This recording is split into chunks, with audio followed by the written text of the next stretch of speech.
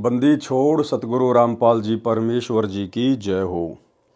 परमपिता परमात्मा सारी सृष्टि के रचनहार कुल मालिक असंख्य ब्रह्मांडों के स्वामी जगत गुरु तीनों लोकों में प्रवेश करके सबका भरण पोषण करने वाले राजाधिराज आत्माधार नाथों के नाथ देवों के देव महादेव सर्वेश्वर महेश्वर मृत्युंजय अजरो अमर आदि अनादि सनातनी प्रभु जगत पिता जगदीश्वर श्री श्री 1008 की उपाधि के वास्तविक अधिकारी अकाल मूर्त सौद स्वरूपी राम वासुदेव सर्वगतम ब्रह्म परम पूज्य प्रथम पूज्य परम संत परम पुरुष परम धनी परम दयालु सत्य कबीर हक्का कबीर अल्लाहु कबीर अल्लाहु अकबर बाखबर अल्लाह ताला जगत के तारणहार जगत के मुक्तिदाता जगत के जगन्नाथ हारे के सहारे हिंदुओं के राम मुसलमानों के अल्लाह सिखों के वाहेगुरु ईसाइयों के मसीह दया के सागर दयानिधि करुणा के सागर करुणानिधि स्वयंभू परिभू संकट मोचन कष्ट हरण मंगल करण दुख भंजन अविगत कबीर निर्विकार निर्विषम परमात्मा अलय अलेख सतगुरु आदि अनादि सतगुरु असली मर्यादा पुरुषोत्तम असली राम असली कृष्ण असली घनश्याम असली मुरारी राजाओं के राजा महाराजाओं के महाराजा शहंशाहों के शहंशाह सम्राटों के सम्राट भगवानों के भगवान अल्लाहों के अल्लाह प्रभुओं के प्रभु मसीहाओं के मसीह सच्चे वाहिगुरु बाबाओं के बाबा पीरों के पीर सेठों के सेठ जगत सेठ सावड़सा सेठ सर्वगुण संपन्न अनंत कोटि कलाओं के स्वामी अनंत कोटि ब्रह्मांडों के नायक योगियों में महायोगी ध्यानियों में महाध्यानी सिद्धों में परम सिद्ध ज्ञानियों में तत्वज्ञानी ब्रह्म ज्ञानी महाज्ञानी परम ज्ञानी सर्वश्रेष्ठ ज्ञानी विज्ञानी युवा कबीर समृत कबीर ऐशमवाद अमित ओजा सच्चे रहनुमा करीम अल्लाह सुभान अल्लाह दुनिया के अंतिम पैगंबर 8 सितंबर 1951 से गांव धनाना जिला सोनीपत हरियाणा भारतवर्ष की पावन भूमि पे प्रकट रियल कल की भगवान श्री नारायण साकार हरि श्री बाबा साहिब शब्द स्वरूपी राम संत श्रोमणी सतगुरु रामपाल जी परमेश्वर जी के चरण कमल में साध संगति से जुड़े हुए देश विदेश से हम सभी सत्सेवक भाई बहनों का अनंत कोटि दंडवत प्रणाम। सत्साई भाई और बहनों, दया पूज्य गुरुदेव भगवान की सारी सृष्टि के मालिक की सतगुरु रामपाल जी परमेश्वर जी की जिनके शुभ आशीर्वाद से साध संगति से जुड़कर अपनी आत्मा के कल्याणार्थ हेतु गुरुदेव के तत्व ज्ञान को आधार बनाकर आप और हम सभी भगत भाई बहन निरंतर भक्ति मार्ग में आगे की ओर बढ़ रहे हैं। भाई और बहनों, पूज्य गुरुदेव जी के कर कमल से लिखित पवित्र ग्रंथ कबीर सागर के सरलार्थ के ऊपर वीडियो बनाने की श्रृंखला जारी है और आज इस श्रृंखला में हमारा ये 60 नंबर का वीडियो है। प्रत्येक वीडियो में गुरुदेव के आशीर्वाद से हमें बहुत कुछ सीखने और समझने को मिलता है। तो चलिए आज हम आगे बढ़ते हैं। कर्म बंधन तथा छुटकारा, कबीर सागर का सरलार्थ, पेज नंबर 587। ये परमेश्वर ने कुछ वाणियाँ लिखी हुई हैं। अष्ट कर्म विधि जैन बखाना बहुरी मीमांसा कर्म प्रधाना सत्य कबीर कहे पुनि ऐसे सब जीव कर्म फंद में पैसे। ये कुछ वाणियाँ हैं कबीर सागर के सरलार्थ से। नीचे लिखा है भावार्थ। परमेश्वर कबीर जी ने बताया है कि सर्व प्राणी कर्मों के वश जन्मते मरते तथा कर्म करते हैं। कर्मों के बंधन को सतगुरु छुड़ा देते हैं। कौन छुड़ा देता है? सतगुरु, क्योंकि सतगुरु स्वयं परमेश्वर हैं। सार शब्द गुप्त रखने का कहना, यानी धर्मदास जी को परमेश्वर कबीर जी के द्वारा 650 साल पहले सार शब्द को गुप्त रखने की कहना। ये कुछ वाणियाँ हैं उसकी। नीचे उसका सरलार्थ किया हुआ है गुरुदेव ने। भावार्थ। परमेश्वर कबीर जी ने धर्मदास जी से प्रतिज्ञा कराई थी कि सार शब्द को गुप्त रखना है, अपने परिवार को भी नहीं बताना है। यदि यह सार शब्द बाहर चला गया तो बिचली पीढ़ी यानी कलयुग के 5505 वर्ष बीतने पर जो भक्ति युग प्रारंभ होगा वह बिचली पीढ़ी परमेश्वर कबीर जी ने कही है। उस समय के हंस पार नहीं हो पाएंगे, क्योंकि यदि काल द्वारा चलाए गए कबीर जी के नाम से 12 पंथ तथा शतलोक और सत्य पुरुष के नाम पर चल रहे राधा स्वामी पंथ आगरा ब्यास दिनोद जिला भिवानी में तथा धन धन सतगुरु पंथ सच्चा सौदा सिरसा तथा जगमाल वाली जिला सिरसा तथा मथुरा में जय गुरुदेव पंथ, ये सब राधा स्वामी पंथ से निकले पंथ हैं और सब शतलोक तथा सत्य पुरुष की चर्चा करते हैं। इनके संतों को सत्यनाम तथा सार शब्द का पता चल गया तो ये भी यही मंत्र दीक्षा में दिया करेंगे। ये अधिकारी होंगे नहीं, जिस कारण से सतनाम तथा सार शब्द उनसे प्राप्त करके जाप करने से लाभ नहीं होगा। उस समय सन 1997 तक ये पंथ चरम पर होंगे, करोड़ों अनुयायी बन चुके होंगे। जब हम जाएंगे या अपना निजी दास भेजेंगे। देखो भाई और बहनों, परमात्मा उसको कहते हैं जो संशय वाली बात ना करे। परमेश्वर उसको कहते हैं, कबीर भगवान उसको कहते हैं जो दोगली बात ना करे। लेकिन यहां पर हमने समझना होगा कि ये दोगली बातें हैं या परमेश्वर जो वर्तमान में सतगुरु रामपाल जी के रूप में प्रकट हैं, स्वयं को छुपा के इस प्रकार की बातें कह रहे हैं। क्या कह रहे हैं? जब हम जाएंगे या अपना निजी दास भेजेंगे। क्या परमात्मा को पता नहीं होता पहले कि आगे मुझे जाना है या मेरे दास को भेजना है? वे तो अंतर्यामी होते हैं, उन्हें तो सब पता होता कि मुझे जाना है या किसी दास को भेजना है। तो यहां पर पूज्य गुरुदेव जी जो कि स्वयं वर्तमान में कबीर भगवान है, और ये अपने आप को छुपाते हुए इस प्रकार की बातें यहां पर कह रहे हैं, जबकि आज स्वयं कबीर परमात्मा ही सतगुरु रामपाल जी के रूप में धरती पर प्रकट है। जब हम जाएंगे या अपना निजी दास भेजेंगे तो नाम तो वे ही देने हैं, उनके बिना मोक्ष नहीं हो सकता। सब मानव भ्रमित हो जाएंगे कि दीक्षा मंत्र तो एक जैसे हैं, वे पंथ पुराने हैं क्योंकि वे काल द्वारा पहले चलाए जाएंगे। अनुयायियों की संख्या भी अत्यधिक है, इसलिए उन्हीं से दीक्षा लेनी चाहिए। इस प्रकार सार शब्द का भेद अन्य को लगने से मेरे मिशन यानी योजना का नाश हो जाएगा, तुझे महापाप लगेगा। फिर बताया है कि हे धर्मदास, आपने जन्म जन्मांतर में भक्ति की थी, जिस कारण से यह सार शब्द तुझे दिया है। कलयुग की बिचली पीढ़ी को पहले गायत्री 5 नाम मंत्र को 7 नाम का बताकर दिया जाएगा, उसकी साधना कराई जाएगी। सत्य नाम की दीक्षा दी जाएगी, उसकी साधना कराई जाएगी। इस प्रकार भक्ति युक्त करके सार शब्द देकर अनगणित जीवों को उस समय जब कलयुग 5505 वर्ष बीत जाएगा और एक यथार्थ पंथ चलाएंगे, उस समय पार करेंगे। जो तेरे परिवार की बिंद पीढ़ी चूड़ामणि को 5 नाम गायत्री मंत्र के दिए हैं, यदि इन नामों का जाप मर्यादा में रहकर करते रहेंगे तो तेरी संतान तथा जो इनसे दीक्षा लेकर इन 5 नामों का जाप करते रहेंगे तो उनको मनुष्य, स्त्री या पुरुष का जन्म प्राप्त होता रहेगा। फिर वे उस समय जब कलयुग 5505 वर्ष बीत जाएगा यानी सन 1997 के पश्चात तेरी पीढ़ी वाले भी उसी पंथ से दीक्षित होकर कल्याण को प्राप्त हो जाएंगे।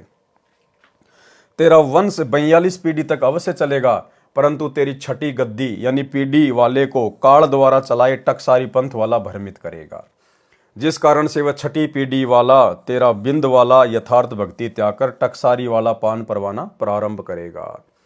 आरती चौका भी वही प्रारंभ करेगा। जब हम यथार्थ पंथ चलाएंगे, देखो आ गए ना, जब हम यथार्थ पंथ चलाएंगे, ये नहीं कहा कि मेरा दास यथार्थ पंथ चलाएगा। जब हम यथार्थ पंथ चलाएंगे उस समय तेरे वंश वाले उस पंथ से दीक्षा लेकर कल्याण कराएंगे। उस समय सारा विश्व ही मेरी यथार्थ भक्ति उस मेरे अंश से दीक्षा लेकर करेगा। यहां परमेश्वर अपने आप को छुपा देते हैं गुरुदेव भगवान। तब तेरे बिंद वाले भी दीक्षा लेकर मुक्ति प्राप्त करेंगे। इसलिए इस सार शब्द मुक्ति शब्द को तथा मूल ज्ञान तत्व ज्ञान को उस समय तक छुपा कर रखना है। ये मेरी लाख दुहाई अर्थात निवेदन है।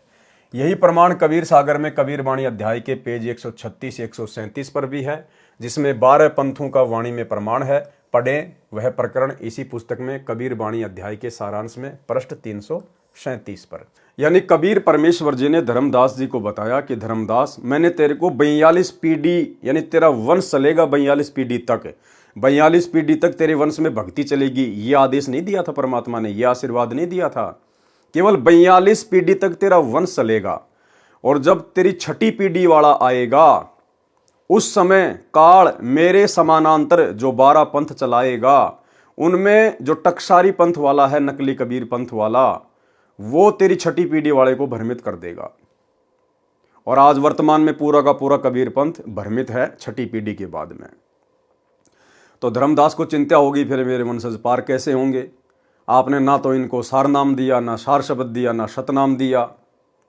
तो परमात्मा ने कहा कि देख, मैंने चूड़ामणि को जो 5 मंत्र दे दिए ना, गायत्री मंत्र दे दिया जो प्रथम मंत्र, अगर तेरे वंश वाले, तेरी पीढ़ी वाले और तेरी पीढ़ी वालों से नाम उपदेश लेकर जो जो व्यक्ति स्त्री या पुरुष इन मंत्रों का जाप करता रहेगा मर्यादा में रह के, उनको मनुष्य जन्म प्राप्त होते रहेंगे उस बिचली पीढ़ी के समय तक। 1997 वाले समय तक। और उस समय भाई हम स्वयं जाएंगे, एक नया पंथ चलाएंगे, और उस समय उन सभी आत्माओं को मैं फिर से अपनी शरण में लूंगा। और यदि वे मेरे से उपदेश लेकर आजीवन भक्ति करेंगे तो तेरी पीढ़ी वाले भी पार होंगे, अन्यथा नहीं हो पाएंगे। जीव धर्म बोध पेज 31, 1939 से 41, 1949 तक सामान्य ज्ञान है। पृष्ठ 35, 1943 पर लिखा है कि साखी तीर्थ गए एक फल, संत मिले फल चार, सतगुरु मिले अनेक फल, कहे कबीर विचार। भावार्थ, तीर्थ पर जाने का एक फल यह है कि कोई पूर्ण संत मिल जाता है, जिस कारण से उस भ्रमित आत्मा को सच्चा मार्ग मिल जाता है। संत गरीबदास जी ने भी कहा है कि गरीब मेले ठेले जाइए, मेले बड़ा मिलाप, पत्थर पानी पूजते कोई साधु संत मिल जाते। भावार्थ, संत गरीबदास जी ने कहा है कि तीर्थों पर जो भक्तों के मेले लगते हैं वहां जाते रहना, हो सकता है कभी कोई संत मिल जाए। लेकिन भाई और बहनों, यदि आपको पूर्ण संत मिल गया है, जैसे वर्तमान में धरती पर पूर्ण संत केवल सतगुरु रामपाल जी हैं, जब आपको उस पूर्ण संत की शरण मिल गई है, उसके बाद ये वाणी हमारे ऊपर लागू नहीं है। उस पूर्ण संत से उपदेश लेने के बाद में हमने फिर मेले ठेले में तीर्थों पर यहां बिल्कुल धक्के नहीं खाने हैं। ये वाणी तो केवल उस समय के लिए है जब तक आपको पूर्ण संत नहीं मिलता है।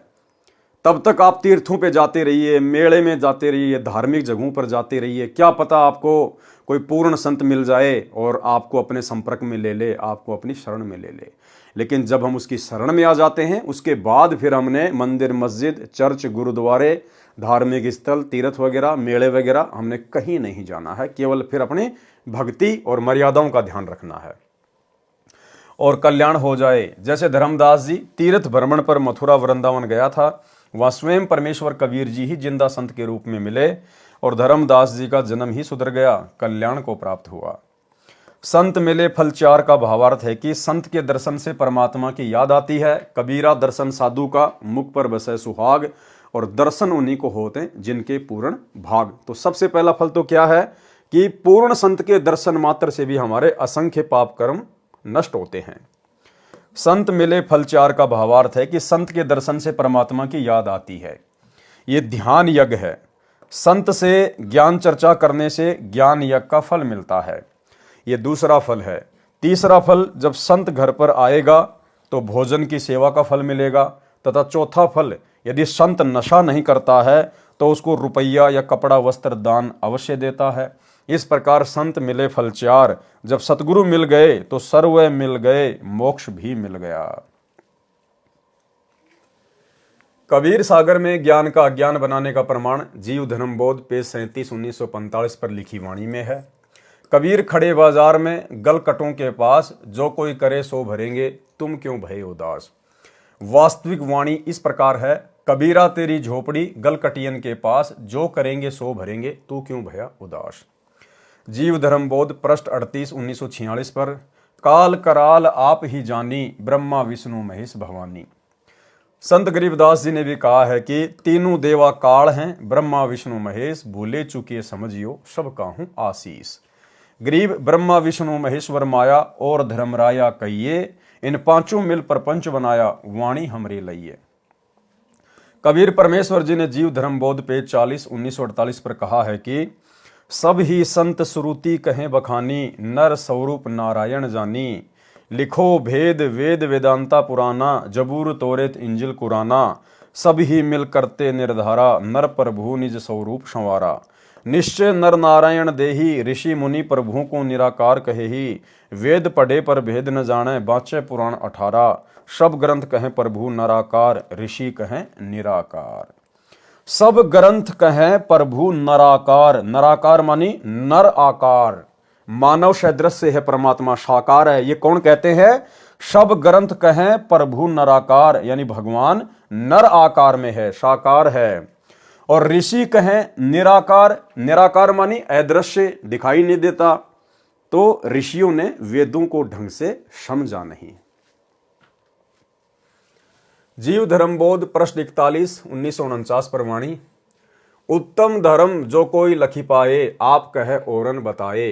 ताते सत्य पुरुष ही हर से, कृपया वाकी तापर बरसे। यानी सबसे पहले तो आदमी स्त्री या पुरुष जब उसको सत्य मार्ग मिल जाए और वो पहचान कर ले पूर्ण संत की, उसके बाद यदि वो दूसरों को समझाता है तो उससे जो परमात्मा होता है प्रसन्न होता है। जो कोई भूले राह बतावे, परम पुरुष की भक्ति में लावे, ऐसो पुण्य तास को वर्णा, एक मनुष्य प्रभु शरणा करना। कोटि गाय जिन गहे कसाई, ताते सूरा लेत लड़ाई, एक जीव लगे जो परमेश्वर रहा, लाने वाला गहे पुण्य अथा। भावार्थ, परमेश्वर कबीर जी ने कहा है कि एक मानव, स्त्री या पुरुष उत्तम धर्म यानी शास्त्र अनुकूल धर्म कर्म में पूर्ण संत की शरण में आता है, औरों को भी राह यानी मार्ग बताता है, उसको परमेश्वर हृदय से प्रसन्न होकर प्यार करता है।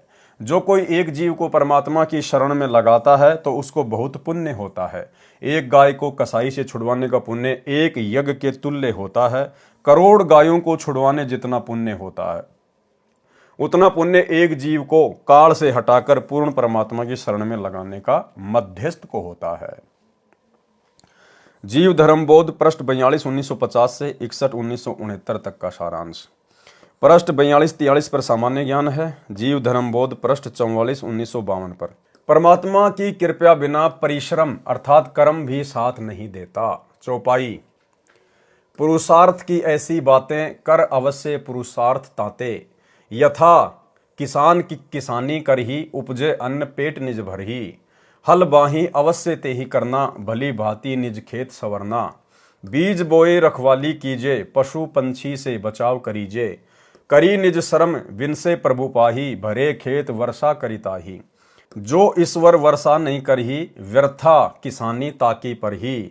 जो बरसे वर्षा सुकाला, तो किसान सो होए निहाला। जो आलस करके नर कोई, संशय पे हल जोते नहीं सोई। बीज न बोए न कर रखवारी, बरसे घन अरु भरसे कियारी। ताहे अनफल हाथ न आए, मूर्ख मिथ्या आस लगाए। यानी गुरुदेव भगवान हमें समझाना चाहते हैं कि परमात्मा की विशेष कृपा, रजा और मेहर के बिना भगत की भक्ति भी सफल नहीं हो सकती है। एक छोटे से सत्संग में गुरुदेव भगवान ने बताया कि पुण्यात्माओं, आप इस भूल में ना रह जाना कि आप केवल अकेले अपनी भक्ति के बलबूते पे पार हो जाओगे। ये भक्ति करने वाले लाखों लाखों साल जिनकी उम्र थी, दिन में सैकड़ों मालाएं फेरा करते थे, पता नहीं कितने चले गए ऐसे, आज वो गधे की योनि में घूम रहे हैं। भगत कभी भी अकेले भक्ति के बलबूते पर पार नहीं हो सकता, मोक्ष प्राप्त नहीं करवा सकता। सतगुरु की मेहर विशेष चाहिएगी, विशेष मेहर। इन बातां के पाइए कर सतगुरु नजर निहाल, और राजी कर सतगुरु रूठे नू। एक छोटा सा सत्संग गुरुदेव भगवान का। पुणात्माओं, आप केवल भक्ति से पार नहीं हो सकते, ये भूल मत करना। कहते इन बातां क्या पाइए कर सतगुरु नजर निहाल, कि गुरु जी की कृपा, गुरु जी का क्या कृपा पात्र बना रहना पड़ेगा आपको। अगर आप जी ने कितनी भक्ति करते रहना और गुरु जी त्याग दिए तो कभी सतलोक नहीं जा सकते, कितनी बात बना लेना। और पृथ्वी पर कोई संत नहीं है आज के दिन इस दास के अतिरिक्त।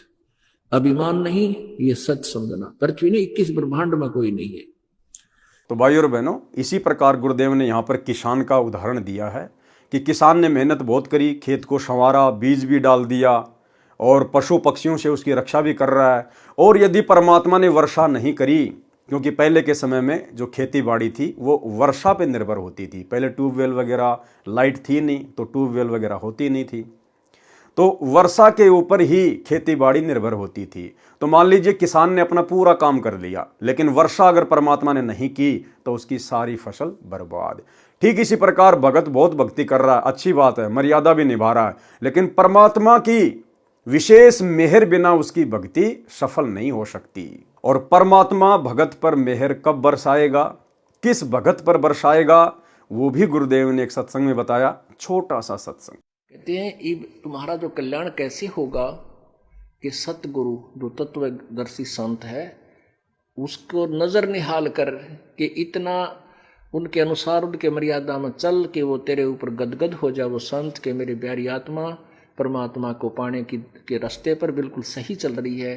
तो अंदर से जो एक हिलोर आती है संत के अंदर से, जिस भक्त की, जिस बहन भाई की क्रियाओं से जो प्रसन्न हो जाता है कि ये सही मर्यादा में चला, तो वो जो एक रजा आती है उसके बाद फिर एक उसकी प्रति कसक जाती है कि बहुत अच्छी और परमात्मा अपने बच्चे पर मेहर रखना, ऐसे ही चले तो वो एक आशीर्वाद आपको एक्स्ट्रा मिलता है, जिसको ग्रेस मार्क कहते हैं।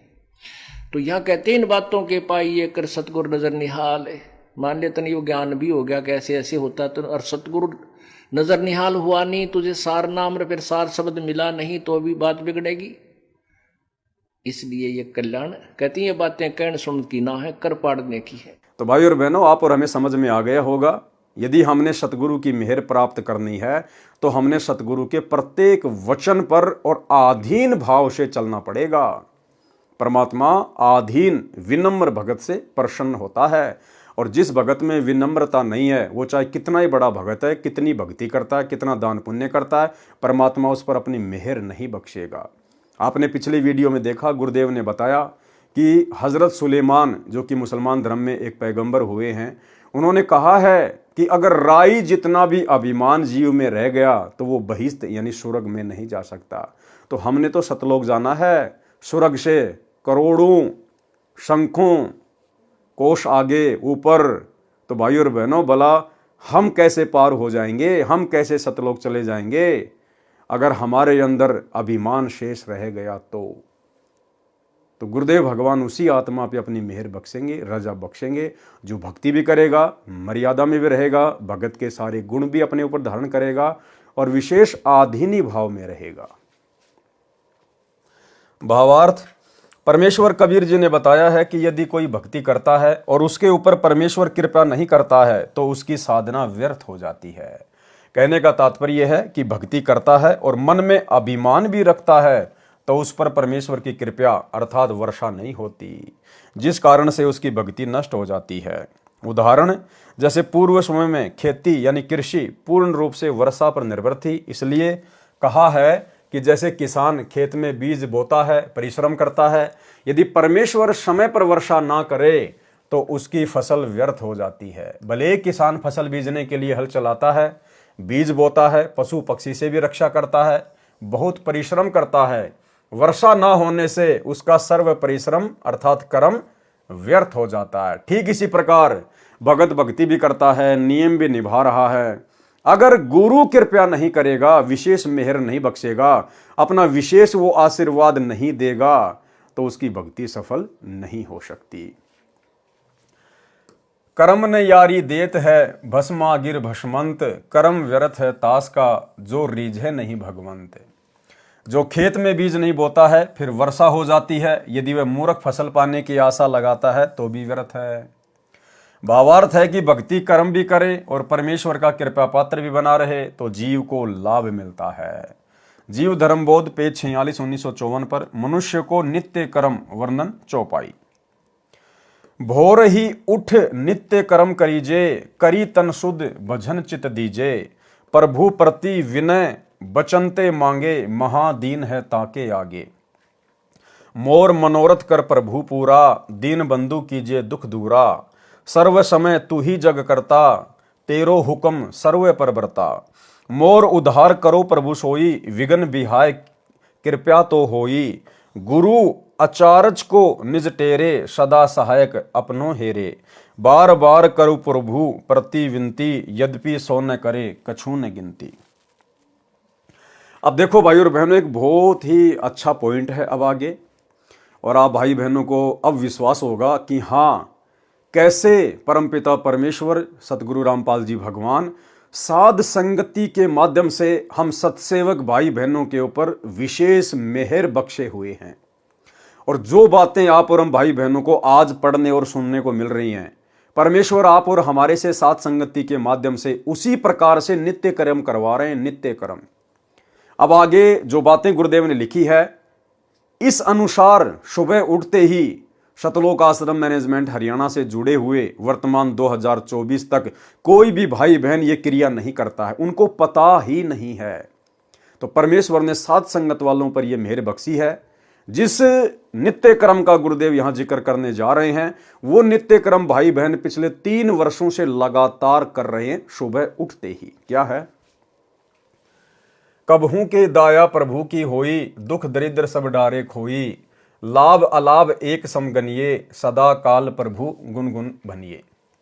भावार्थ, परमेश्वर कबीर जी ने कहा है कि भगत को सुबह उठकर नित्य कर्म करना चाहिए। प्रथम वाणी में यानी पृष्ठ की वाणी नंबर 12 में लिखा है कि भोर ही उठी नित कर्म करीजे, करी तन शुद्ध भजन चित दीजे। सुबह उठते ही मंगलाचरण पढ़ें। क्या कह रहे हैं गुरुदेव? सुबह उठते ही मंगलाचरण पढ़ें। तो आप और हम सभी सत्सेवक भाई बहन मंगलाचरण पढ़ते हैं कि नहीं पढ़ते? हम तो रात को सोते हैं उससे पहले भी मंगलाचरण करते हैं। घर से बाहर निकलते हैं बच्चे स्कूल के लिए या अन्य व्यक्ति अपने कार्य के लिए, तो भी हम मंगलाचरण करते हैं। गाड़ी लेकर निकलते हैं तो गाड़ी चलते ही मंगलाचरण शुरू हो जाता है। तो आप और हम सभी भगत भाई बहन सुबह उठते ही क्या करते हैं? मंगलाचरण। सुबह उठते ही मंगलाचरण पढ़ें। यदि याद है तो मौखिक मन मन में या बोलकर उच्चारण करें, उसके पश्चात निमन शब्द बोलें। फिर मंगलाचरण के बाद में कौन सी वाणियां बोलनी है?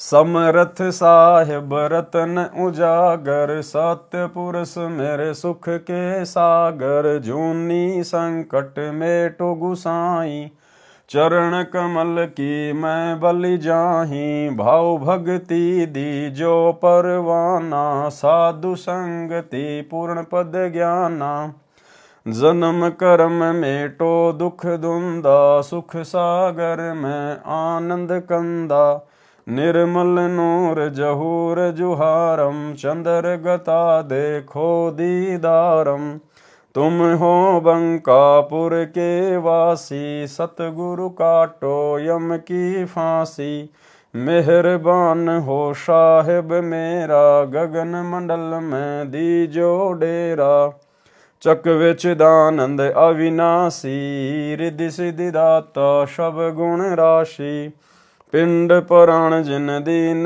दाना, गरीब दास जाकू कुर्बाना। तो आप और हम सभी भगत भाई बहन सुबह उठते ही इसी प्रोसीजर को फॉलो करते हैं। सबसे पहले बैठे बैठे या उठकर या हाथ मुंह धोकर, जैसे भी है, दरबार साहिब के आगे खड़े होकर या अपने बिस्तर पर, जैसे भी है, सुबह उठते ही सबसे पहले हम मंगलाचरण करते हैं। उसके बाद हम सतगुरु महिमा की ये 8 वाणियां बोलते हैं। और ये प्रोसीजर पिछले 8 वर्षों से साध संगति में चला हुआ है। और सभी भगत भाई बहनों को ये इस प्रकार का एक पोस्टर बना के, इस प्रकार का A4 साइज का ये पैम्पलेट बना के, ये उसके पीछे का भाग है जिस पर नियम और मर्यादाओं के विषय में परमात्मा ने दास से एक शब्द बनवाया था, वो लिखा हुआ है। और ये उसका जो है फ्रंट पेज है जिसमें पूज्य गुरुदेव जी की फोटो, और नीचे देखो ये महिमा की 8 वाणियां लिखी हुई है पूरी की पूरी। और सभी भाई बहनों को यही कहा गया था कि सुबह उठते ही हमने सबसे पहले मंगलाचरण करना है, फिर सतगुरु महिमा की ये 8 वाणियां हमने प्रतिदिन बोलनी है। यदि आपको याद नहीं है तो आप इस पैम्पलेट को हाथ में लेकर बोल सकते हैं। तो भाई और बहनों, परमात्मा के हिसाब से कौन चल रहा है? कबीर सागर के सरलार्थ के हिसाब से भक्ति कहाँ हो रही है? शतलोक आश्रम मैनेजमेंट हरियाणा में या फिर साध संगति में। और ये कुछ नियम और मर्यादाओं के बारे में परमात्मा ने शब्द लिखवाया था। तो भाई और बहनों, मर्यादाओं के बिना तो भक्ति सफल हो ही नहीं सकती। तो गुरुदेव के आशीर्वाद से हम इस शब्द को एक बार गाएंगे ताकि हमें दोबारा से याद हो, हमारे अंदर एक ताजगी बनी रहे, मर्यादाओं को लेकर कोई भूल ना पड़े कि मुख्य मुख्य क्या मर्यादा है गुरुदेव भगवान की। भाई घर छूटो या जग रूठो, चाहे रूठो ये संसारा हो, कौन सुने मेरी काल नगर में, जय गुरु रूठ गया मारा हो, गुरु रूठ गया मारा हो। भाई मांस मदिरा सुल्फा गांजा, ना गुटका बीड़ी पीना हो, मांस मदिरा सुल्फा गांजा, ना गुटका बीड़ी पीना हो, महापाप इसको छूने का, ये प्रथम वचन निभाना हो, प्रथम वचन निभाना हो। घर छूटो या जग रूठो, चाहे रूठो ये संसारा हो। कौन सुने मेरी काल नगर में, जय गुरु रूठ गया मारा हो, गुरु रूठ गया मारा हो। दूसरा नियम क्या है? भाई मंदिर मस्जिद तीर्थ दर्शन ना पूजू मात मसाणी हो। मंदिर मस्जिद तीर्थ दर्शन ना पूजू मात मसाणी हो। अस्थि विसर्जन पितर पूजा ना बूजा पड़वाणी हो, ना बूजा पड़वाणी हो। भाई घर छूटो या जग रूठो, चाहे रूठो ये संसारा हो। कौन सुने मेरी काल नगर में, जय गुरु रूठ गया मारा हो, गुरु रूठ गया मारा हो। आगे तीसरे नंबर का नियम, भाई मक्का मदीना अमरनाथ चाहे काशी धाम छुड़ानी हो। मक्का मदीना अमरनाथ चाहे काशी धाम छुड़ानी हो।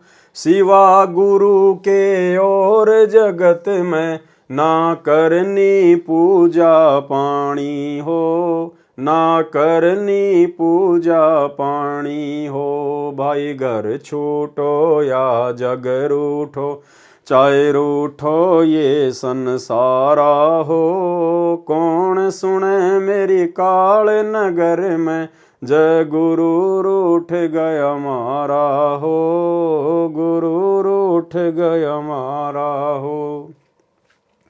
आगे 4 नंबर का नियम, भाई नियम चतुर्थ गुरु की आज्ञा चाहे काट के शीस चढ़ाना हो। नियम चतुर्थ गुरु की आज्ञा चाहे काट के शीस चढ़ाना हो। दान धर्म चाहे यज्ञ हवन हो, सतगुरु से आज्ञा पाना हो, सतगुरु से आज्ञा पाना हो। भाई घर छूटो या जग रूठो, चाहे रूठो ये संसारा हो। कौन सुने मेरी काल नगर में, जय गुरु रूठ गया मारा हो, गुरु रूठ गया मारा हो। 5वें नंबर का नियम, भाई झूठा खाना ना कुछ पीना चाहे हो अमृत का दाना हो। झूठा खाना ना कुछ पीना चाहे हो अमृत का दाना हो। दुनिया से ती करे दोस्ती, काठ का फंद लगाना हो, काठ का फंद लगाना हो। भाई घर छूटो या जग रूठो, चाहे रूठो ये संसारा हो। कौन सुने मेरी काल नगर में, जय गुरु रूठ गया मारा हो, गुरु रूठ गया मारा हो। आगे 6 नंबर का नियम, भाई 6 मासी बरसो दी सरादा ना कोई पिंड भराना हो। 6 मासी बरसो दी सरादा ना कोई पिंड भराना हो। ना पंडित कोई कर्म कांड हो, इस जगत को है समझाना हो, इस जगत को है समझाना हो। भाई घर छूटो या जग रूठो, चाहे रूठो ये संसारा हो। कौन सुने मेरी काल नगर में, जय गुरु रूठ गया मारा हो, गुरु रूठ गया मारा हो। 7 नंबर का नियम, भाई देवी धाम पे पशु की गर्दन ना बाल वहाँ कटवाना हो। देवी धाम पर पशु की गर्दन ना बाल वहाँ कटवाना हो। जैसा दर्द अपने को हो वह ऐसा जान बिराना हो, ऐसा जान बिराना हो। भाई घर छूटो या जग रूठो, चाहे रूठो ये संसारा हो। कौन सुने मेरी काल नगर में, जय गुरु रूठ गया मारा हो, गुरु रूठ गया मारा हो। 8 नंबर का नियम, भाई सूतक पातक भात न छूछक, ना कोई नाचना गाना हो। सूतक पातक भात न छूछक, ना कोई नाचना गाना हो। रहन सहन तेरा साधारण, और जग से रह बिराना हो, जग से रह बिराना हो। भाई घर छूटो या जग रूठो, चाहे रूठो ये संसारा हो। कौन सुने मेरी काल नगर में, जय गुरु रूठ गया मारा हो, गुरु रूठ गया मारा हो।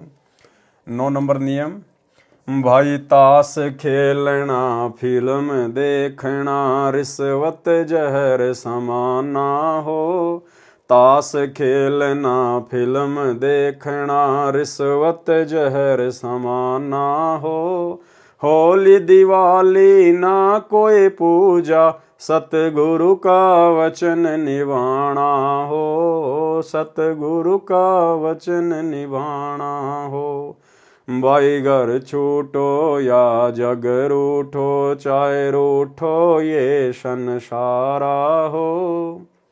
कौन सुने मेरी काल नगर में, जय गुरु रूठ गया मारा हो, गुरु रूठ गया मारा हो। 10 नंबर नियम, भाई मात बहन सबकी एक जैसी, ना अपनी नियत डिगाना हो। मात बहन सबकी एक जैसी, ना अपनी नियत डिगाना हो। ना लेना ना देना किसी को, इस दहेज का नाम मिटाना हो, इस दहेज का नाम मिटाना हो। भाई घर छूटो या जग रूठो, चाहे रूठो ये संसारा हो। कौन सुने मेरी काल नगर में, जय गुरु रूठ गया मारा हो, गुरु रूठ गया मारा हो। 11 नंबर नियम, भाई गुरु की पूजा गुरु की सेवा, ना कोई गुरु समाना हो। गुरु की पूजा गुरु की सेवा, ना कोई गुरु समाना हो। प्रथम इनको दंडवत करना, बाकी सब प्रणामा हो, बाकी सब प्रणामा हो। भाई घर छूटो या जग रूठो, चाहे रूठो ये संसारा हो। कौन सुने मेरी काल नगर में, जय गुरु रूठ गया मारा हो, गुरु रूठ गया मारा हो। 12 नंबर, भाई वाणी साखी सब संतों की, देती ये परमाणा हो। वाणी साखी सब संतों की, देती ये परमाणा हो। सत्य पुरुष सतलोक से चल कर, परगट गाँव धनाना हो, परगट गाँव धनाना हो। भाई घर छूटो या जग रूठो, चाहे रूठो ये संसारा हो। कौन सुने मेरी काल नगर में, जय गुरु रूठ गया मारा हो, गुरु रूठ गया मारा हो। तो भाई और बहनों, इस विधि से आज वर्तमान में अपनी दैनिक जो नित्य क्रिया हैं गुरुदेव भगवान के आशीर्वाद से केवल साध संगति से जुड़े हुए सत्सेवक भाई बहन ही कर रहे हैं। सतगुरु साहिब संत सब दंडोतम प्रणाम, आगे पीछे मध्य हुए तिनको जा कुर्बान। इस प्रकार प्रति सुबह मंगलाचरण तथा उपरोक्त शब्द पढ़ें, फिर प्रथम मंत्र का 1 या 2 या इससे अधिक बार समय अनुसार जाप करें। उसके बाद सुबह उठते ही आपकी इच्छा है, आप चाहे प्रथम मंत्र का जाप करें, सतनाम मिला है तो चाहे सतनाम का जाप करें, चाहे 1 करें, 2 करें, 10 करें, पूरी माला करें, ये आप भक्तों के ऊपर निर्भर करता है। देखो यहां परमात्मा ने सबसे पहले क्या कहा है, फिर प्रथम मंत्र का 1, 2 या इससे अधिक बार समय अनुसार जाप करें। क्योंकि भाई और बहनों, सतगुरु की जो पूजा है वास्तव में मंत्रों में वो प्रथम मंत्र में है। देखो जिन भाई बहनों को सतनाम मिला हुआ है तो सतनाम के जो 2 मंत्र हैं वो सतगुरु के नहीं हैं। एक तो काल का है और एक महाकाल का है, यानी एक ब्रह्म का और एक अक्षर पुरुष का है। प्रथम मंत्र हमें जो दिया जाता है उसमें सबसे पहला और सबसे लास्ट वाला मंत्र हमारे गुरुदेव भगवान का है। ये परमात्मा की पूजा का मंत्र है और बाकी बीच के जो 5 मंत्र हैं वो इन देवी देवताओं के हैं। इसलिए गुरुदेव ने यहां सबसे पहले यही कहा कि प्रथम मंत्र का 1 या 2 जैसा भी है आप जाप करें। तो भक्ति नियम अनुसार आपको चाहे सतनाम मिला है चाहे सारनाम मिला है, हमें सुबह उठते ही सबसे पहले मंगलाचरण, फिर महिमा की 8 वाणियां और उसके बाद 1, 2, 5, 10 जितने भी आप कर सको प्रथम मंत्र यानी परमात्मा की पूजा से हम मंत्रों का जाप करना शुरू करें। इस प्रकार प्रति सुबह मंगलाचरण तथा उपरोक्त शब्द पढ़ें, फिर प्रथम मंत्र का 1, 2 या इससे अधिक बार समय अनुसार जाप करें। 108 बार जाप को एक माला कहा जाता है। फिर सुबह का पाठ भक्ति बोध वाला करें। दिन में यदि सतनाम प्राप्त नहीं है तो प्रथम मंत्र का जाप करते रहें। दोपहर 12 बजे के पश्चात दिन में असुर निकंदन रमणी करें। सुबह का नित्य नियम रात्रि के 12 बजे के बाद सुविधा अनुसार दिन के 12 बजे तक कर सकते हैं। मंत्र जाप कभी भी कर सकते हैं। वैसे नित्य नियम यानी सुबह के नित्य कर्म सूर्योदय के 1 घंटा पहले या बाद में किया जाता है। यदि आगे पीछे भी करना पड़े तो समान लाभ ही मिलता है। ये सारी बातें शंका समाधान पुस्तक के अंदर परमात्मा ने बहुत विस्तार से लिखवाई हुई हैं। जिनको सतनाम प्राप्त है वे दिन में सतनाम का जाप करें, जिनको सारनाम प्राप्त है वे दिन में सारनाम का जाप करें। इसका मतलब ये नहीं कि रात में जाप ना करें। भाई रात तो वैसे सोने का समय होता है ना, इसलिए परमात्मा ने रात का नाम नहीं लिया, दिन का नाम लिया है। अन्यथा रात्रि में जब भी आपकी आंखें खुलें आप जी सतनाम भी कर सकते हैं, सारनाम भी कर सकते हैं, प्रथम मंत्र का भी जाप कर सकते हैं। यदि इच्छा हो तो प्रथम मंत्र भी कर सकते हैं, परंतु सत्यनाम प्राप्त होने के पश्चात सत्यनाम का जाप अधिक करना है। यानी सतनाम जिन भाई बहनों को मिल गया है तो उसके बाद हमने सतनाम के जाप को ज्यादा महत्व देना होता है। प्रथम मंत्र का आप 1 या 2 माला कर सकते हैं, लेकिन सतनाम को फिर हमने ज्यादा से ज्यादा सुमरण के रूप में लेना है। चलते फिरते, खाते पीते, उठते बैठते, काम धंधा करते करते, यानी सतनाम मिलने के बाद में प्रथम मंत्र की कम से कम 1 माला, 2 कर सको तो बहुत अच्छी बात है। इसके बाद हमने सतनाम को ज्यादा महत्व देना है। सतनाम की आप चाहे 10 माला करो, 20 करो, चाहे 50 करो, यह आपके ऊपर निर्भर करता है। सारनाम में सतनाम का लाभ भी मिलता है, इसलिए सारनाम मिलने के पश्चात सतनाम के जाप की कोई आवश्यकता नहीं रह जाती। यदि सारनाम के जाप में कठिनाई आए तो पहले कुछ मिनट अकेला सतनाम का जाप करना चाहिए, फिर शीघ्र ही सारनाम का जाप करना चाहिए। शाम के समय संध्या आरती करनी चाहिए। इसको करने का सही समय सूर्य अस्त के समय है। यदि किन्हीं कारणों से आगे पीछे करनी पड़े तो भी समान लाभ मिलता है। विशेष परिस्थिति में संध्या आरती सूर्य अस्त से 1 घंटा पहले तथा रात्रि के 12 बजे से पहले तक भी कर सकते हैं। असुर निकंदन रमणी भी विशेष परिस्थितियों में दिन के 12 बजे से रात्रि के 12 बजे तक कर सकते हैं, समान लाभ मिलेगा। लेकिन इसको प्रतिदिन करने का अभ्यास ना बनाएं। देखो जो नियम बता दिए गुरुदेव ने वो तो नियम ही है। गुरुदेव ने नित्य नियम का सही समय बताया, सूर्योदय के 1 घंटा पहले यानी 5 बजे के आसपास का समय। असुर निकंदन रमणी का उचित समय बताया दिन के 12 बजे से 2 बजे के बीच का, और संध्या आरती का उचित समय बताया सूर्य अस्त के समय। विशेष समय तो यही है। बाकी गुरुदेव ने हमें छूट दे रखी है, वो बात अलग है। लेकिन परमात्मा ये कह रहे हैं कि आप फिर इसको रोजाना वैसे ना करना शुरू कर दें। भाई कभी कभार आपको समय नहीं है, आप समय पर नित्य नियम नहीं कर पाए, तो फिर आप आगे पीछे कर सकते हैं जो समय परमात्मा ने जो बता दिया है एक्स्ट्रा। लेकिन इसको रोजाना नियम ना बनाएं कि अभी तो दिन के 12 बजे तक का समय है, कर लेंगे आराम से, क्या जल्दी है। अरे रात के 12 बजे तक का बताया गुरु जी ने रमेणी का, कर लेंगे।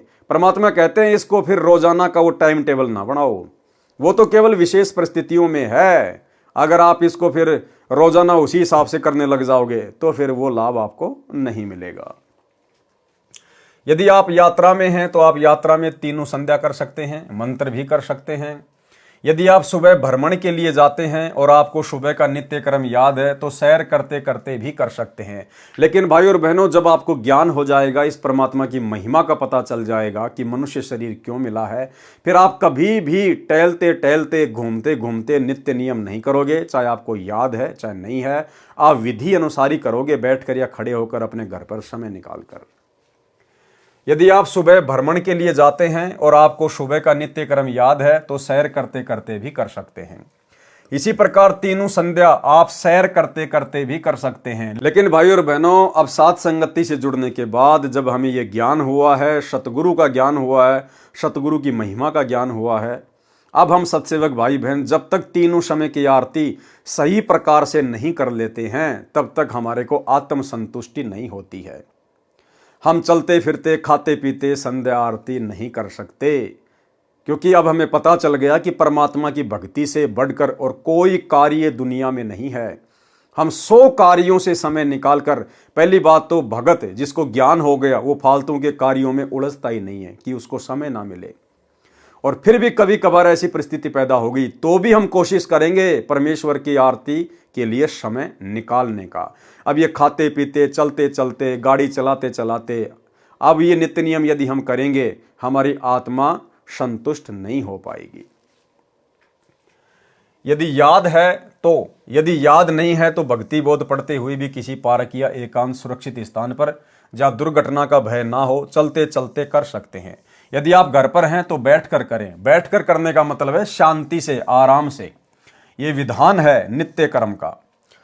विशेष सुबह उठते ही आप सभी मंत्र तथा नित्य नियम बिना स्नान किए भी कर सकते हैं।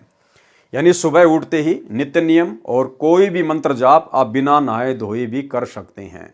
लेकिन भाई और बहनों, अब साथ संगति से जुड़ने के बाद हमें शुद्धता और स्वच्छता का भी पता चल गया है कि जो भाई बहन रजोगुण से दूर नहीं हैं और जिन्होंने रात्रि में शारीरिक मिलन किया है या शारीरिक मिलन ना किया है और यदि पास पास में लेटे हैं, सोए हैं, तो उन भाई बहनों को सुबह स्नान करना ही चाहिए। और जो भाई बहन रजोगुण से दूर हैं या जिनकी रमेणी अभी तक नहीं हुई है, वे भाई बहन चाहें तो हाथ मुंह धोकर भी सुबह का नित्य नियम कर सकते हैं।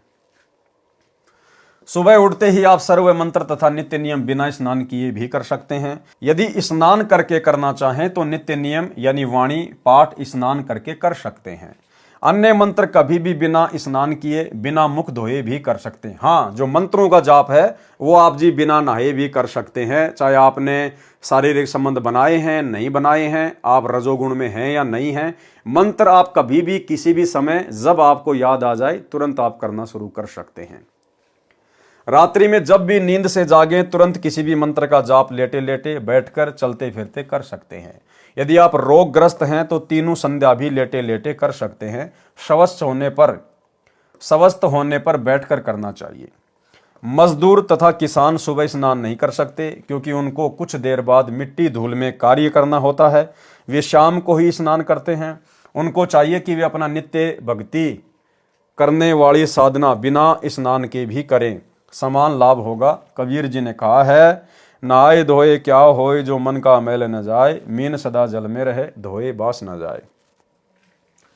शरीर की स्वच्छता के लिए स्नान करना अनिवार्य है, सो आप समय लगने पर स्नान करें। भगत जन मंत्रों का जाप नित्य अवश्य करें।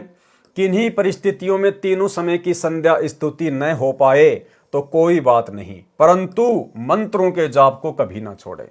परमात्मा कह रहे हैं अगर कोई विशेष परिस्थिति पैदा हो गई कि आप जी नित्य नियम नहीं कर पाए या रमणी नहीं कर पाए, संध्या आरती नहीं कर पाए, तो मन में ऐसा विशेष कोई मलाल पैदा नहीं करना चाहिए। आपको विशेष कोई डरने की आवश्यकता नहीं है। कभी कभार यदि आप तीनों समय की आरती ना कर पाओ तो, परंतु मंत्र आपको अवश्य करने हैं। मंत्र नहीं छोड़ दें, चाहे कैसी परिस्थिति हो। हम जिन परिस्थितियों में हैं वहां भी हम मंत्र तो जाप कर ही सकते हैं। मंत्र जाप करने के लिए कोई भक्ति बोध लेने की जरूरत नहीं है। हम कहीं भी आ रहे हैं, जा रहे हैं, कुछ भी कर रहे हैं तो मंत्र अपना हम कर सकते हैं। तो मंत्र जाप हमने नहीं छोड़ने चाहिए। इस प्रकार अपना जीव धर्म समझकर भक्ति कर्म करके जीवन धन्य बनाएं। पृष्ठ 47 1957 से 51 1959 तक सामान्य ज्ञान है, जो पहले कई अध्यायों में वर्णन किया जा चुका है। जीव धर्म बोध पेज 52 1960 पर गुरु के लक्षण का वर्णन है। पूर्ण गुरु के लक्षण। कह कबीर सो संत है, आवागमन नशाय। कबीर गुरु मानुष कर जानते, कर चरणा अमृत को पान। ते नर नरक में जाएंगे, जन्म जन्म हो समान। कबीरा ते नर अंध हैं, जो गुरु को कहते और। हरि के रूठे ठोर है, गुरु रूठे नहीं ठोर। कबीर गुरु बड़े हैं गोविंद से, मन में देख विचार। हरि सुमरे सो वार हैं, गुरु सुमरे होय पार। कबीर गुरु से ज्ञान जो लीजिए, शीश दीजिए दान। कैतिक बोंदू बह गए, राखी जीव अभिमान। कबीर 3 लोक नौखंड में, गुरु से बड़ा ना कोई। करता करे ना कर सके, गुरु करे सो होय। ये कुछ वाणियां परमेश्वर ने कबीर सागर से ली हैं। भावार्थ यह है कबीर सागर के अध्याय जीव धर्म बोध के पेज 52 1960 की फोटोकॉपी है, जिसमें गुरु महिमा तथा पूर्ण गुरु की पहचान तथा उसके लक्षण बताए हैं।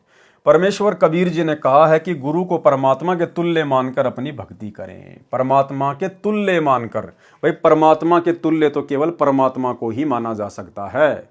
इसका मतलब इस कबीर परमेश्वर के सत भक्ति मार्ग में गुरु स्वयं ही कबीर परमात्मा होता है। दूसरे शब्दों में कहें तो गुरु तो परमात्मा से भी बड़े हैं। जैसे हैंडपंप से जल मिलता है, इसी प्रकार गुरु से परमात्मा मिलता है। इस प्रकार गुरु तो परमात्मा से प्रथम सेवा करने योग्य है। पूर्ण गुरु की पहचान बताई है। गुरु के लक्षण 4 बखाना। प्रथम वेद शास्त्र को ज्ञाना। दूजे हरि भक्ति मन कर्म वचन बानी। तृतीय सम दृष्टि कर जानी। चौथे वेद विधि सब कर्मा। ये 4 गुरु गुण जानो मर्मा। भावार्थ पूर्ण संत सर्व वेद शास्त्रों का ज्ञाता होता है। दूसरे वह मन कर्म वचन से यानी सच्ची श्रद्धा से केवल एक परमात्मा समर्थ की भक्ति स्वयं करता है तथा अपने अनुयायियों से भी करवाता है। तीसरे वह सब अनुयायियों से समान व्यवहार यानी बर्ताव करता है।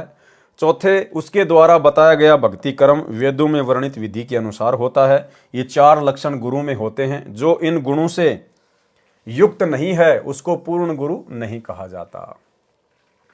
गुरु के प्रति शिष्य का व्यवहार, ये कुछ वाणियां हैं जो परमेश्वर ने ऐड की हैं कबीर सागर से। यहाँ इनका भावार्थ दिया है। ये कबीर सागर के अध्याय जीव धर्म बोध के पृष्ठ 54 1962 की फोटोकॉपी है। इसकी वाणी पढ़ने से ही स्पष्ट हो जाती है। पृष्ठ 53 से 69 तक सामान्य ज्ञान है, जो पूर्व के अध्याय में वर्णित है।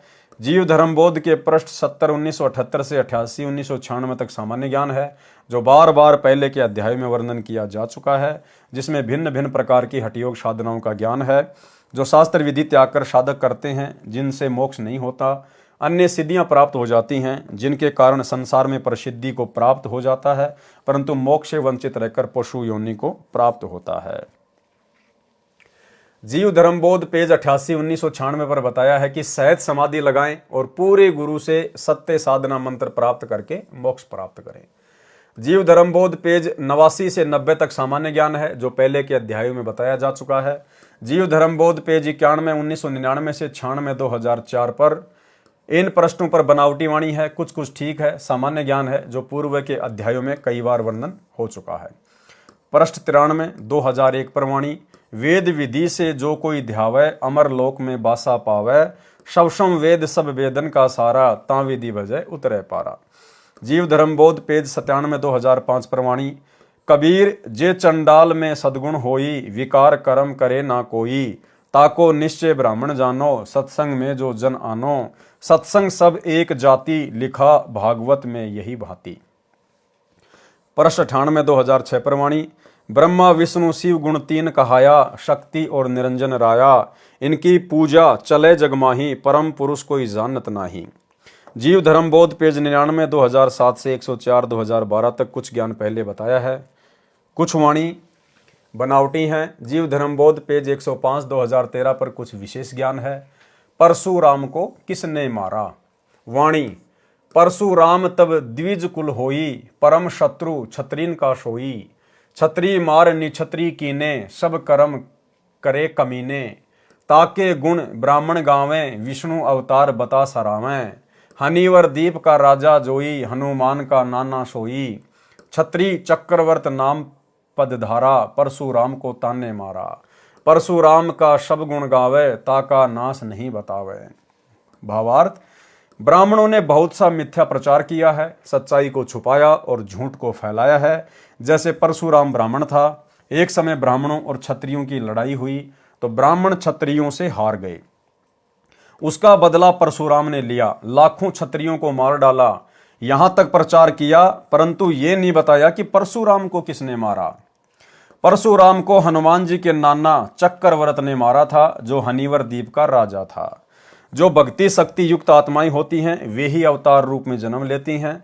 मृत्यु के उपरांत वे पुनः स्वर्ग स्थान पर चली जाती हैं। स्वर्ग के साथ पितरलोक भी है, उसमें निवास करती हैं। वहां से जब चाहें नीचे पृथ्वी पर सशरीर प्रकट हो जाते हैं। जैसे सुखदेव ऋषि शरीर छोड़कर स्वर्ग चला गया था, द्वापर युग में राजा परीक्षित को भागवत कथा सुनाने के लिए विमान में बैठकर आया था, इसी प्रकार परशुराम जी का द्वापर युग में आना हुआ था, जब भीष्म के साथ युद्ध हुआ था, जो मध्यस्थता करके बंद करा दिया गया था। जीव धर्म बोध पेज 106, 2014। चंद्र नखा भगनी रावण की, सरूपन खाते ही कहे विपर जी। लक्ष्मण तास से विवाह कहे नाटा, नाक चंद्र नखा का काटे को काटा, काहे को काटा। सब गलती रावण की गिनाई, लक्ष्मण की कुबुद्धि नहीं बताई। रामचंद्र को राम बताया, असल राम का नाम मिटाया। ये ब्राह्मण की है करतूती, ज्ञान बिना सब प्रजा सूती। भावार्थ, रावण की बहन का नाम चंद्र नखा था, उसको सुर्पण नखा बताया गया। वह लक्ष्मण से विवाह करना चाहती थी, लक्ष्मण ने उसका नाक काट दिया। उसके प्रतिशोध में रावण ने भी महान गलती की, परंतु ब्राह्मणों ने एक तरफा ज्ञान कहा है। कुछ लक्ष्मण की मूर्खता का भी वर्णन करना चाहिए था। रामचंद्र को राम यानी सृष्टि का कर्ता बताया, जो वास्तव में करता है उसका नाम और निशान मिटा दिया। यह सब ब्राह्मणों की करामात है। पृष्ठ 107 से 113 तक सामान्य तथा व्यर्थ ज्ञान है, जो मिलावटी है। जीव धर्म बोध पेज 114, 2022 पर कुछ ठीक कुछ गलत, आप स्वयं पढ़कर निर्णय करें। ये फिर आगे पेज है कबीर सागर का, यहाँ परमात्मा ने इन वाणियों का भावार्थ किया है। ये फोटोकॉपी कबीर सागर के अध्याय जीव धर्म बोध के पेज 114, 2022 की है। इस पृष्ठ की वाणी पढ़ने से पता चलेगा कि कुछ गलत कुछ ठीक ज्ञान है। जैसे सिद्ध करना चाहा है कि हनुमान का जन्म केसरी वानर से बताया है। इस प्रकार की मिथ्या कथा को वाणी के माध्यम से चित्तार्थ करने की कुचेष्टा की है। एक स्थान पर हनुमान जी के दुम नहीं बताई है, वास्तव में हनुमान जी के दुम थी, वह दुम सदा बाहर नहीं रहती थी, आवश्यकता पड़ने पर बाहर प्रकट कर लेते थे।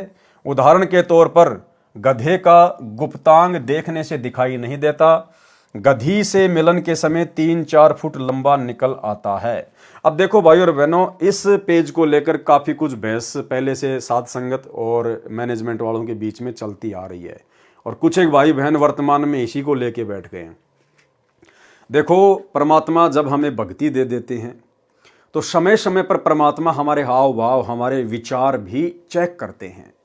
तो ये एक प्रकार की हम सत्सेवकों की, परमेश्वर के बच्चों की जो है ये परीक्षा है। यानी पहले हमारे विचारों में कितनी मलिनता थी, कितनी गंदगी थी। हम लोग खुद भी गालियों का यूज किया करते थे, भद्दी भद्दी विचारधारा रखा करते थे, मन में अश्लील विचार, अश्लील कार्य। तो परमेश्वर अब हमको चेक करते हैं बीच बीच में। अब ये तो परमेश्वर की प्रोसीजर है, वो किस प्रकार से चेक करेगा। तो यहां पर परमात्मा ने हनुमान जी की दुम यानी जो ये पूंछ का जो जिक्र किया है, कि बहुत सारे लोग कहते हैं कि हनुमान के पूंछ नहीं थी, लेकिन गुरुदेव भगवान कह रहे हैं कि हनुमान के पूंछ थी, और हनुमान कोई वानर नहीं था, कोई वानर कोई प्रजाति का नहीं था। जब आवश्यकता पड़ती थी तो हनुमान अपनी पूंछ को जो है वो प्रकट कर लिया करता था, अन्यथा अपनी पूंछ को अंदर समेट लेता था। ये एक जो है वो सिद्धि होती है। और उदाहरण दिया परमात्मा ने समझाने के लिए कि जिस प्रकार जो गधा होता है, गधी से मिलन के समय वो अपने गुप्तांग को 3 से 4 फुट लंबा कर लेता है और बाद में वापस उसको समेट लेता है। तो गुरुदेव भगवान ये चेक करना चाहते हैं कि मेरे बच्चे इस उदाहरण को सुनकर उनके मन में क्या भाव प्रकट होंगे, उनको अच्छा लगेगा या थोड़ा सा ये अटपटा सा लगेगा। परमात्मा हमारे हाव भाव चेक करते हैं कि अभी भी इनके अंदर वही गंदगी तो नहीं भरी पड़ी है। अगर इस गधे के गुप्तांग के उदाहरण को देखकर, सुनकर, पढ़कर यदि मेरे बच्चों को लगता है कि कुछ अच्छा सा नहीं लगा, तो समझो परमेश्वर ने हमारे अंदर अपना सद्गुणों का सॉफ्टवेयर डाल दिया है। अब अश्लील बातें, अश्लील विचार हमारे आसपास हों तो भी हमें अच्छे नहीं लगेंगे। तो ये हम भक्तों की जो है ये परीक्षा के लिए, और वैसे भी सांसारिक दृष्टि में इससे अच्छा उदाहरण और कोई नहीं हो सकता। बाकी उदाहरण तो बहुत है भाई और बहनों। परमात्मा चाहते तो आजकल जो प्रेशर वाले जैक हैं, आप जब उनको प्रेशर देंगे तो जैक के अंदर से वो स्टील का पाइप निकलेगा और जैसे आप उसकी हवा निकालोगे वापस आके जो है वो सिमट जाएगा। तो परमात्मा चाहते तो हाइड्रोलिक जैक का भी उदाहरण यहां पर जो है वो दे सकते थे, लेकिन परमेश्वर ने आप और हमारे अंदर के भाव चेक करने थे, इसलिए परमात्मा ने गधे के गुप्तांग का उदाहरण दिया है। उदाहरण के तौर पर गधे का गुप्तांग देखने से दिखाई नहीं देता, गधी के मिलन के समय 3-4 फुट लंबा निकल आता है। ये उदाहरण भले ही अभद्र लगे परंतु सटीक समझना। देखो खुद मालिक कह रहे हैं ये उदाहरण भले ही अभद्र लगे, चाहे तुम भक्तों को अच्छा ना लगे, परंतु सटीक समझना। तो परमेश्वर ने यहां पर हमारी परीक्षा ली है। यह तो किसी से छुपा भी नहीं है। ऐसे पवन सुत जी अपने दुम को प्रकट तथा अप्रकट करते थे। रामायण ग्रंथ में प्रसंग है कि जब हनुमान जी लंका देश में सीता जी की खोज करने गए थे, उनको रावण के दूत पकड़कर दरबार में ले गए। रावण ऊंचे सिंहासन पर बैठा था। हनुमान जी ने अपनी दुम को बढ़ाकर उसको रस्सी की तरह गोल करके रावण से ऊंचा आसन बनाकर उस पर बैठ गए थे। फिर पूंछ पर कपड़े रुई लपेटकर आग लगाकर दुम जलाने का आदेश रावण ने दिया। जब हनुमान जी ने दुम बहुत लंबी बढ़ा दी थी, जिसके ऊपर बहुत सारे कपड़े व रुई लपेटी थी, उसी से लंका को जलाया था। लेकिन हनुमान जी वानर नहीं थे। ये सत्य है कि रीछ, वानर, नाग, बछड़ा, नारा, डांडा आदि ये मनुष्य के गोत्र हैं। जीव धर्मबोध पेज 115 से 124 तक व्यर्थ तथा कुछ बनावटी वाणी है। जीव धर्मबोध पेज 125 2033 से 127 2035 तक का सारांश। आधीनी तथा जीव की स्थिति। जैसे कथा सुनते हैं कि श्री कृष्ण जी ने दुर्योधन राजा का शाही भोजन, जिसमें सटरस तथा सर्व व्यंजन थे, छोड़कर आधीन तथा निर्धन भगत विदुर जी के घर सरसों का साग खाया था। कबीर जी कहते हैं कि हम भी इसी प्रकार अभिमानी के साथ नहीं रहते। और भाई और बहनों, विदुर के घर श्री कृष्ण जी का रूप बनाकर जिस महापुरुष ने भोजन किया था, वे स्वयं कबीर परमेश्वर सतगुरु रामपाल जी ही थे। श्री कृष्ण जी ने भोजन नहीं किया था। श्री कृष्ण का रूप बनाकर कबीर परमात्मा सतगुरु रामपाल जी गए थे। हम पूज्य गुरुदेव जी का एक शब्द है जिसको गाते हैं उनकी महिमा में कि तुम मिलकर संगत सारी जय बोलो बंदी छोड़ की। उसमें एक जगह परमात्मा लिखते हैं कि दुर्योधन की मेवा त्यागी और साग विदुर घर खात जी। दुर्योधन की मेवा त्यागी और साग विदुर घर खात जी, बण आए कृष्ण मुरारी जय बोलो बंदी छोड़ की। तो गुरुदेव ने कोई श्री कृष्ण जी की महिमा में थोड़ा ना लिखा यह शब्द, ये अपनी स्वयं की महिमा में लिखा है। अर्थात श्री कृष्ण जी का रूप बनाकर उस समय विदुर के घर वो भोजन कबीर परमेश्वर सतगुरु रामपाल जी ने खाया था। सर्व पुराण चारों वेद कतेब तोरेत इंजिल जबूर कुरान भी यही बात कहते हैं। इसमें बहुत सारी आधीनी के ऊपर वाणियां हैं जो परमात्मा ने यहाँ पर जिक्र की हुई है। हम आगे चलेंगे इसके भावार्थ में। पृष्ठ 126 का सारांश। भावार्थ पृष्ठ 126 पर बताया है कि भगत को अधीनता से रहना चाहिए, जिसके साक्षी श्री रामचंद्र तथा वेद व चारों कतेब भी बताए हैं। जीव धर्मबोध पेज 127 2035 का सारांश। भावार्थ जैसे एक भगतमती भीलनी थी, उसने प्रेम से बेर स्वयं चखे, फिर कहीं खट्टे बेर श्री राम तथा लक्ष्मण को न खिला दूं, फिर झूठे बेर श्री रामचंद्र तथा लक्ष्मण को खाने को दिए। श्री रामचंद्र जी ने तो खा लिए। अब भाई और बहनों, श्री रामचंद्र जी ने नहीं खाए थे। दास बहुत सारी वीडियो में इस बात का जिक्र कर चुका है कि उस समय श्री रामचंद्र जी के रूप में कबीर परमेश्वर सतगुरु रामपाल जी थे, क्योंकि भगत के भावों की जो कदर है केवल ये कबीर परमात्मा ही समझ सकता है। श्री रामचंद्र तो राजा था, राजा का बेटा था। जब लक्ष्मण ने भिलनी के झूठे बेर नहीं खाए तो रामचंद्र कहां से खा लेता। श्री रामचंद्र जी ने तो खा लिए, लक्ष्मण जी ने आंखें बचाकर खाने के बहाने मुंह के साथ से पीछे फेंक दिए। फेंके गए झूठे बेर संजीवनी जड़ी रूप में द्रोणागिरी पर्वत पर उगे। रावण के साथ युद्ध में लक्ष्मण को तीर लगने से मूर्छित हो गए। उन्हीं झूठे बेरों से बनी संजीवनी से लक्ष्मण को जीवन मिला। यानी लक्ष्मण ने जो भिलनी थी वो एक भगत थी, वो सच्ची भावना से बेरों को झूठा कर रही थी, प्रेम में, कि कहीं झूठे बेर मेरे भगवान के मुंह में ना चले जाए और मैं दोषी ना बन जाऊं। लेकिन लक्ष्मण इस बात को नहीं समझ पाया और लक्ष्मण ने वो झूठे बेर खाए नहीं, यूं खाने का बहाना करके पीछे फेंकता रहा कि भिलनी को लगेगा मैंने खा लिए, और नाक चढ़ाता रहा। वो बेर पीछे गिरे द्रोणागिरी पहाड़ पर और संजीवनी बूटी के रूप में उत्पन्न हो गए। अब भगत की भावना का अनादर करने का क्या परिणाम निकलता है। राम रावण युद्ध हुआ, लक्ष्मण को शक्ति लगी, मूर्छित हो गया, कोमा में चला गया, और सुषेण नाम के वेद ने बताया कि ऐसे ऐसे द्रोणागिरी पहाड़ है और वहां पर संजीवनी बूटी के पौधे हैं, उनको लाया जाए सुबह सूर्योदय से पहले और उनका रस निकाल कर, जो कि भिलनी के झूठे बेरों से बने थे संजीवनी बूटी के पौधे, वो संजीवनी बूटी के पौधे द्रोणागिरी पहाड़ समेत परमेश्वर कबीर जी सतगुरु रामपाल जी की विशेष शक्ति से हनुमान जी के माध्यम से श्रीलंका में लाए गए और उनका रस निचोड़ निचोड़ कर लक्ष्मण के मुंह में डाले गए, जो कि भिलनी के झूठे बेरों से उत्पन्न हुए थे। वो भिलनी की जूठन श्री लक्ष्मण जी ने पीनी पड़ी, खानी पड़ी, जिसने भगत का अनादर किया था, तब जाकर वो मूर्छा से बाहर आया। उन्हीं झूठे बेरों से बनी संजीवनी से लक्ष्मण को जीवन मिला। फिर बताया है कि आदम जी ने प्रभु की आज्ञा का पालन नहीं किया, जिस कारण आदन वन से निष्कासित हुए, इसलिए आधीन होना अनिवार्य है। आदम जी ने क्या पालन नहीं किया। परमात्मा ने कहा था कि ये जो बीच का जो पेड़ है ना, इसके फल नहीं खाना, लेकिन हवा के कहने पर आदम ने परमात्मा की आज्ञा तोड़ दी, उसको भी सजा भुगतनी पड़ी। परमात्मा ने उसको अदन के वन से निकाल दिया। ठीक इसी प्रकार भाई और बहनों, वर्तमान में लाखों की संगत जो इन सतलोक आश्रमों में जाती है, और जिस प्रकार से आदम ने हवा के बहकावे में आकर हवा के कहने पर परमेश्वर के आदेश को ठुकरा दिया, उनके वचन को तोड़ दिया था, ठीक इसी प्रकार इन सतलोक आश्रमों में जाने वाली लाखों की संगत आज ज्ञान को आधार ना बनाकर और गुरुदेव के कलयुगी परिवार के चक्कर में आकर कोऑर्डिनेटरों के कहने पर, आश्रम संचालकों के कहने पर परमेश्वर सतगुरु रामपाल जी के सत्संग रूपी वचनों को तोड़े जा रही है।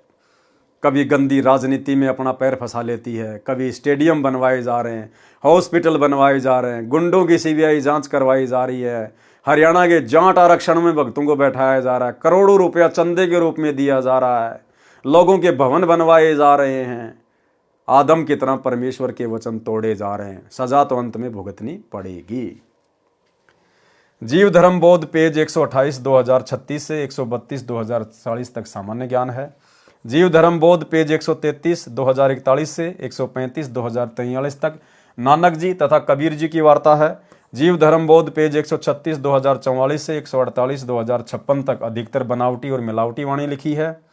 पृष्ठ 145 2053 पर लिखी वाणी। 8 लाख योनि भरमी आवे, पुनि गहे जीव मनुष्य तन पावे। अरे भैया 84 लाख योनियां घूमने के बाद में मिलता है, 8 लाख योनियों के बाद नहीं।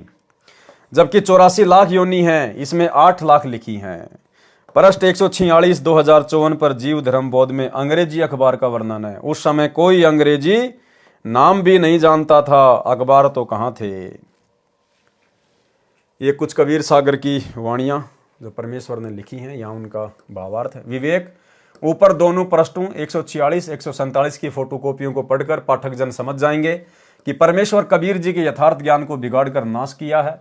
वर्तमान में जिसको सज्जन पुरुष कैसे सत्य मान सकते हैं, इसी तरह अपनी मंदबुद्धि द्वारा सत्य को अज्ञान बनाने की कुचेष्टा की गई है।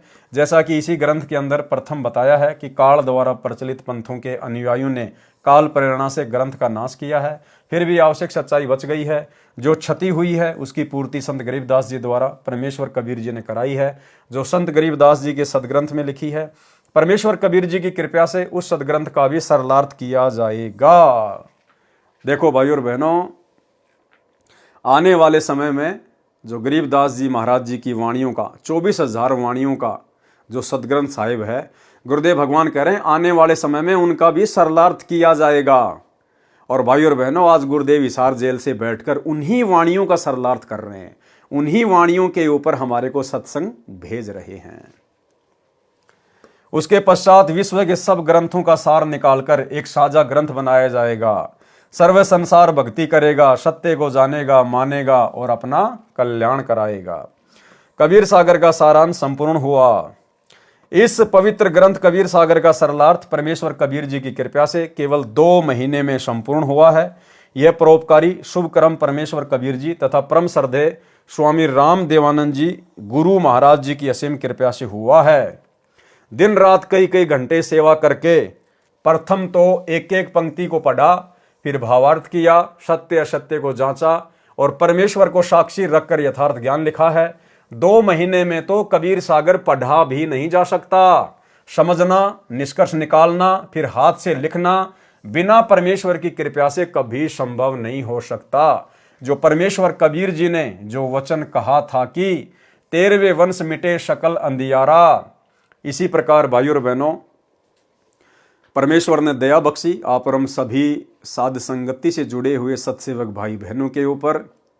इस कलयुग के घोर समय में, जिस समय इंसान 2 टाइम की रोजी रोटी के लिए मारा मारा फिरता है, हमारे खुद के आश्रमों से जुड़े हुए भगत भाई बहनों के पास में भक्ति भी सही से करने का समय नहीं है। लेकिन यहाँ सतगुरु रामपाल जी परमेश्वर जी के आशीर्वाद से इस कबीर सागर के सरलार्थ के ऊपर आज पूरे 60 वीडियो बन चुके हैं। कबीर सागर का सरलार्थ आज पूरा कंप्लीट हो चुका है। ये विशेष जटिल कार्य जो इस सृष्टि में ब्रह्मा विष्णु महेश भी नहीं कर सकते, क्योंकि परमेश्वर के कर कमल से सरलार्थ की गई पुस्तक का अनुवाद या उसके ऊपर वीडियो वही बना सकता है जो पहले परमेश्वर से भली भांति परिचित होगा। और ये सेवा गुरुदेव ने आप और हम सत्सेवकों के ऊपर बख्शी। तो भाई और बहनों, 2 महीने में इस कबीर सागर के सरलार्थ के ऊपर वीडियो नहीं बन सकते थे। ना जाने काल क्या क्या रोड़े अटका देता, क्या क्या परेशानियां पैदा कर देता, बीमार कर देता और नए काम में उलझा देता, नई समस्या खड़ी कर देता। लेकिन सतगुरु रामपाल जी परमेश्वर जी, वे ही हमारे गुरु हैं, वे ही हमारे परमेश्वर हैं, वे ही सारी सृष्टि के रचनहार हैं। उन परम श्रद्धेय सतगुरु रामपाल जी परमेश्वर कबीर अल्लाह की विशेष रजा के बिना कबीर सागर के सरलार्थ के ऊपर ये 60 वीडियो बनना नामुमकिन था। तो सभी भाई बहन हृदय से अपने गुरुदेव भगवान का जयकारा लगाकर उनका धन्यवाद करें। बंदी छोड़ सतगुरु रामपाल जी परमेश्वर जी की जय हो। थोड़ा बहुत इसमें वर्णन और है, वो देख लेते हैं। 13वें पंथ मिटे सकल अंधियारा तथा कबीर नौमन सूत उलझिया ऋषि रहे झकमार, सतगुरु ऐसा सुलझा दे उलझे न दूजी बार। सतगुरु नाल वड़ाइया जिन चाहे तिन दे, यानी सतगुरु के हाथ में है वो किसके ऊपर रजा बख्शता है। आप और हम तो कल के भगत हैं, हम क्या जाने इस भक्ति और भगवान के बारे में।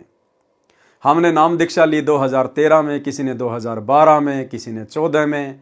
उसके बाद गुरुदेव भगवान अपने मिशन को लेकर हिसार जेल में चले गए। हम तो गुरुदेव की 1 साल से ज़्यादा संगति भी नहीं कर पाए। और परमेश्वर ने ये अनमोल सेवा, अपने कर कमल से लिखित पुस्तकों के ऊपर वीडियो बनाने की सेवा आप और हम कल के बच्चों के ऊपर बख्शी है। जबकि उनके साथ तो बड़े बड़े भगत रहा करते थे आश्रम में, 24 घंटे उनके साथ रहा करते थे। गुरुदेव के दोनों बेटे, गुरुदेव का भाई, गुरुदेव के रिश्तेदार, बड़े बड़े कोऑर्डिनेटर जो 20-20 साल से 30-30 साल से भक्ति कर रहे हैं, 24 घंटे गुरुदेव के साथ में रहा करते थे। लेकिन परमेश्वर ने ये सेवा उनको नहीं बख्शी। क्यों? क्योंकि ये परमेश्वर की मौज के ऊपर है।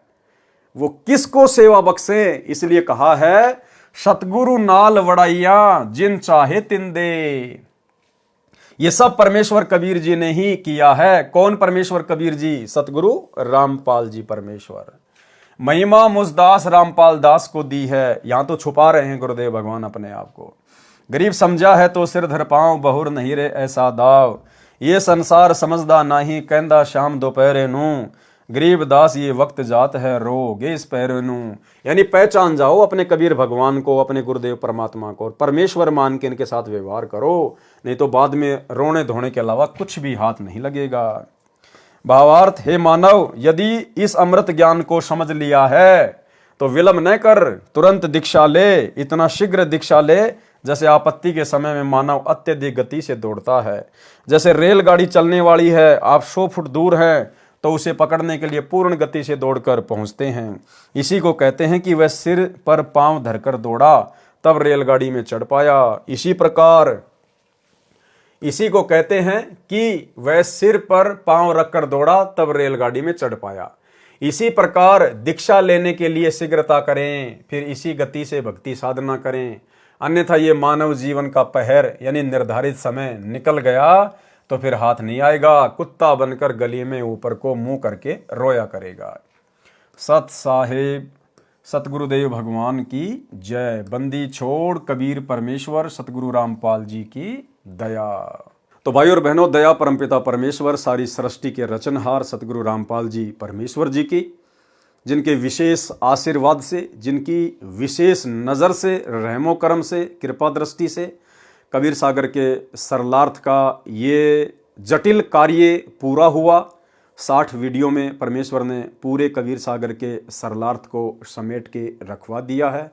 ये सतगुरु रामपाल जी परमेश्वर जी की विशेष रजा, विशेष मेहर के बिना संभव नहीं हो सकता था। आप और हम भगत भाई बहन कभी सोच भी नहीं सकते थे। तो गुरुदेव का बारंबार हम जो है तय दिल से उनके चरण कमल में कोटि कोटि दंडवत धन्यवाद करें और परमेश्वर से अर्ज करें, विनती करें कि परमेश्वर जिस प्रकार आप जी ने कबीर सागर के सरलार्थ के ऊपर वीडियो बनाए हैं, आप परमेश्वर हमें योग्य बनाएं। ये परमेश्वर यदि आप उचित समझें तो परमेश्वर एक रोटी का टुकड़ा आप अपने कुत्तों को और फेंकिए और आपके कर कमल से एक और पवित्र ग्रंथ मुक्ति बोध परमेश्वर, उसके ऊपर भी हम वीडियो बनाना शुरू करें और आपकी महिमा करना शुरू करें। उसके अंदर जो गूढ़ रहस्य हैं उनको देखकर, सुनकर, समझकर भक्ति मार्ग पर हम अपने अंदर दृढ़ता पैदा करें। परमेश्वर आप जी से केवल हमारी यही विनती है। बाकी परमेश्वर की अपनी मौज, किसके ऊपर दया बख्शें, किसके ऊपर ना बख्शें, ये गुरुदेव का अपना फैसला होता है। जीव केवल प्रार्थना कर सकता है। तो भाई और बहनों, आज के वीडियो में केवल इतना ही। आगे इसमें सृष्टि रचना लिखी हुई है तो परमेश्वर जी से प्रार्थना करेंगे, विनती करेंगे, मालिक यदि उचित समझेंगे तो सृष्टि रचना पर भी वीडियो बनाएंगे। अन्यथा अगला कौन सा ग्रंथ होगा जिसके ऊपर परमात्मा वीडियो बनाने की दया बख्शेंगे, लाइव आकर आपको सूचना दे दी जाएगी। बंदी छोड़ सतगुरु रामपाल जी परमेश्वर जी की जय हो।